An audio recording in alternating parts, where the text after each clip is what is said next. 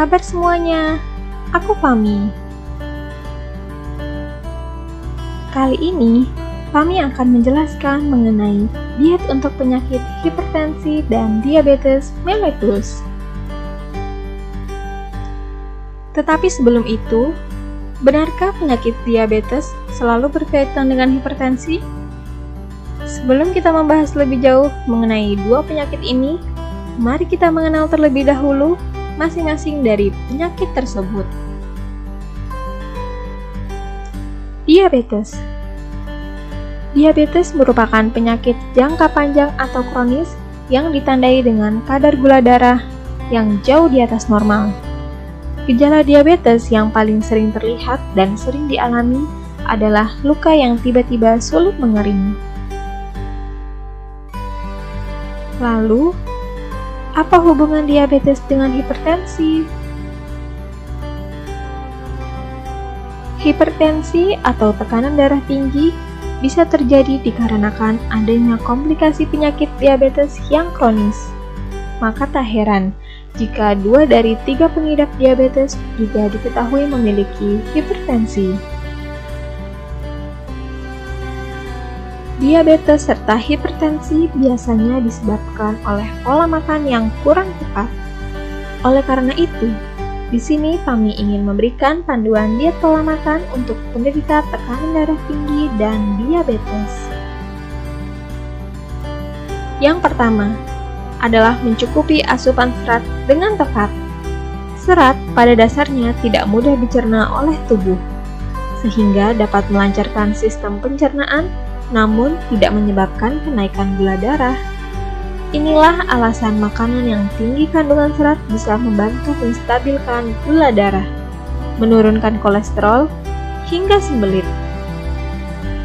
Berikutnya adalah memperhatikan asupan kalium dengan baik. Untuk mendapatkan kalium, kalian bisa mengkonsumsi buah pisang, melon, wortel mentah, tomat, kentang, brokoli, serta kacang-kacangan. Kalium bisa mengurangi efek dari sodium yang bisa membantu mengendalikan tekanan darah. Berikutnya adalah jauhkan makanan yang tinggi kandungan lemak. Sebisa mungkin, hindari lemak trans yang sering ditemukan dalam makanan yang dipanggang atau digoreng.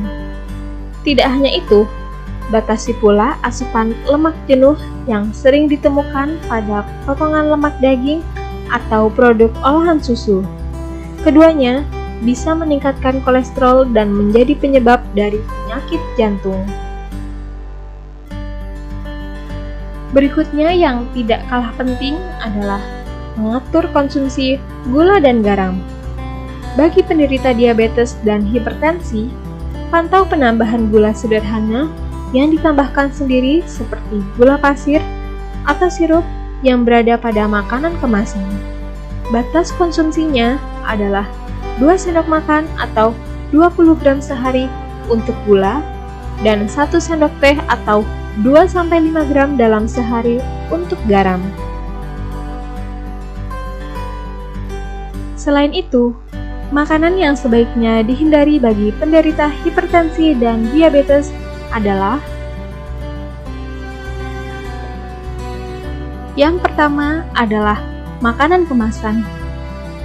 Hindari konsumsi makanan kemasan seperti sayur atau buah kaleng, karena biasanya makanan kemasan lebih beresiko ditambahkan banyak garam dan gula dibandingkan dengan makanan yang siap santap. Padahal, untuk penderita darah tinggi, asupan garam yang berlebih sangat berbahaya.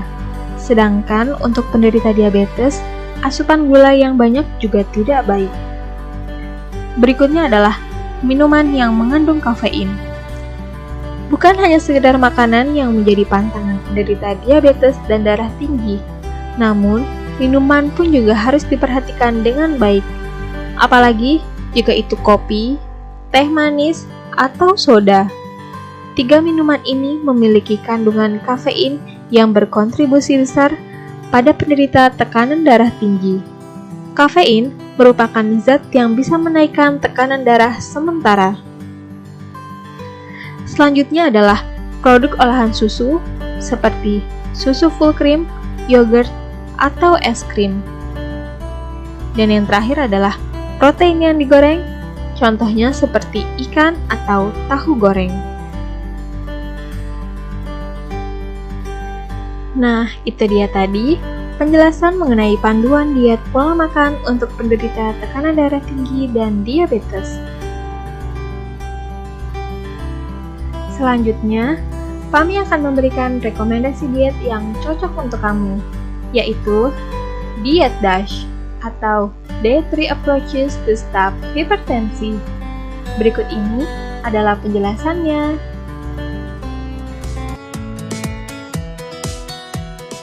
Diet DASH ini dikeluarkan oleh National Institute of Health. Itu memang tujuannya adalah untuk kesehatan pembuluh darah. Jadi lebih ditekankan untuk mengatasi hipertensi dan penyakit kardiovaskuler lainnya, termasuk kemudian juga sangat baik untuk penderita diabetes.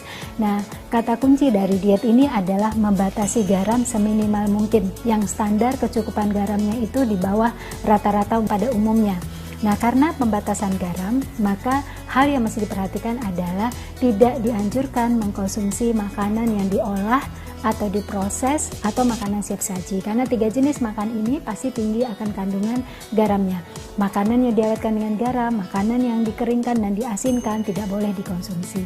Dan kemudian yang kedua yang harus diperhatikan adalah tingkatkan konsumsi makanan yang kandungan garamnya rendah, yaitu terdapat pada sayur, pada buah, dan pada biji-bijian serta kacang-kacangan. Nah, makanan ini menjadi prioritas untuk dikonsumsi dengan tetap memperhatikan frekuensi makannya, jenisnya, serta variasi dari kelompok bahan tersebut. Semakin bervariasi, maka semakin memberikan efek positif. Untuk sarapan, kamu bisa membuat smoothies. Yang kamu butuhkan adalah susu kedelai, alpukat, pisang, bubuk coklat, dan gula. Blender semua bahannya.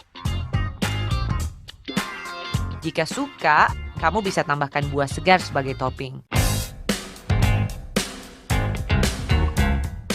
Untuk makan siang, kamu bisa memilih salad ayam. Baluri ayam dengan lada dan garam.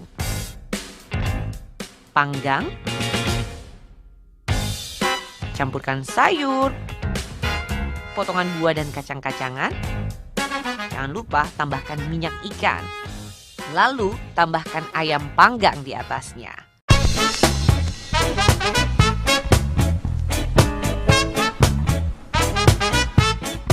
Untuk makan malam, kamu bisa membuat tumis brokoli. Bahan yang kamu butuhkan itu garam, lada, dan bubuk cabai. Brokoli, bawang putih cincang, bumbu, minyak zaitun. Baluri brokoli dengan seluruh bumbu.